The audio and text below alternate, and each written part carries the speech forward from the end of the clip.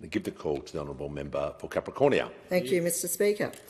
It's an honour to present this evening two speeches written by young Capricornians, Alexis and Kodi, as part of the Raise Our Voice campaign. This year's question is, what do you want your community to look like in the next 10 years, and what can the next parliament do to achieve it? These are their thought-provoking responses, beginning with Kodi from Collinsville. Imagine a community where voices can be heard and dreams can become a reality. In the next 10 years, the Parliament has the chance to make this vision come to life for Collinsville.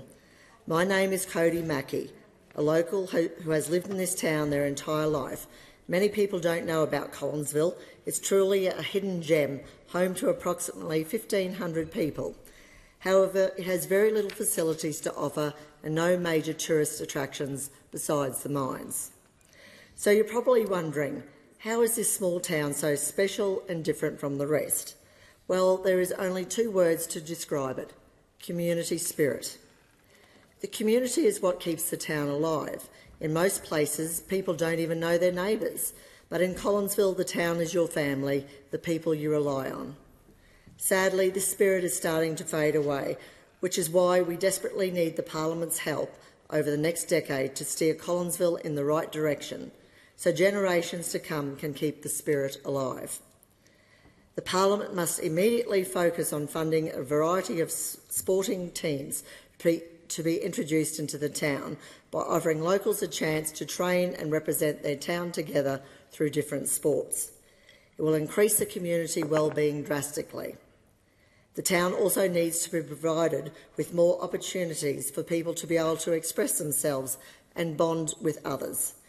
This can be achieved by operating local workshops multiple times a year.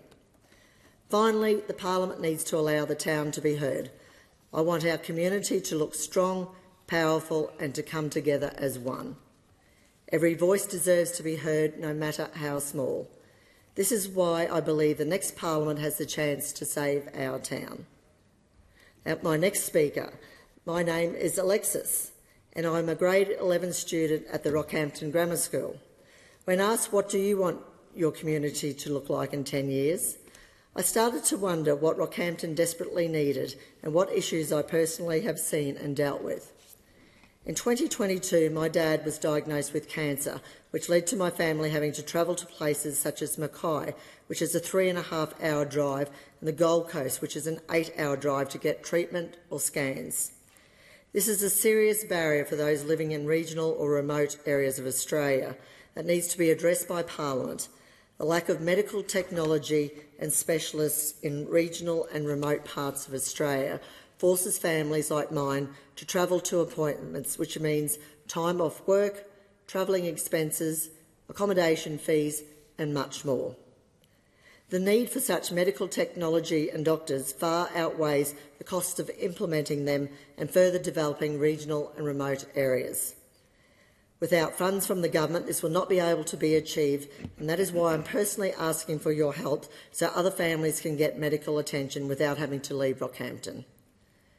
The voices of young people like Alexis and Kodi remind us of all the importance of community, health and the role Parliament can play in shaping the future.